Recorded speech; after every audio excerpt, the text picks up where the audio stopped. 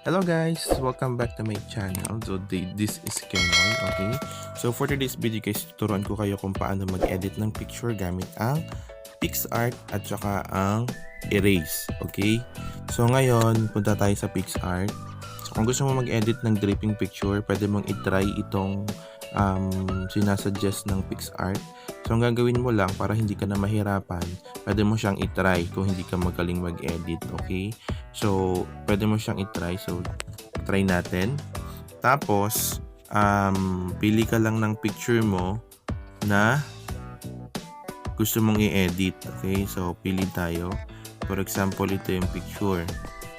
Ngayon, pagpili ng picture guys, gagawin mo lang, ayan, automatic na yan na lumalabas. So ang gagawin mo, select mo lang yung picture, tapos ayan, person, automatic na yan guys. Ikaw ay magpi-fill na yan, tapos i-select mo lang yung walang red na gusto mo mapasama pa. For example, ganyan, in-next mo na siya ngayon.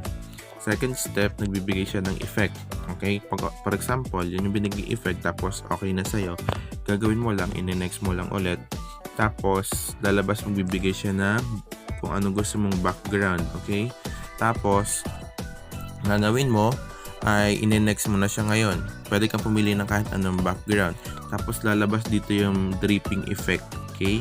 Paglabas ang dripping effect guys, so, bahala na kayo magtansya, okay, at ilagay dito sa inyong picture. So ganun lang siya, ayan. So i-fill mo lang siya at i-apply ng okay.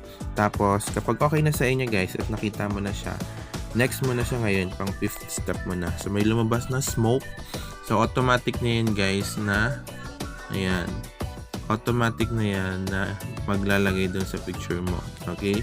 So, hindi ka na problema kung paano mo siya mailalagay. And ang finished product mo guys, so next mo lang siya. Kapag okay na, so ganyan na yung pinakang finished product, isi-save mo na siya ngayon. Okay? So, ito yung pwede mo siyang gawin na profile picture mo.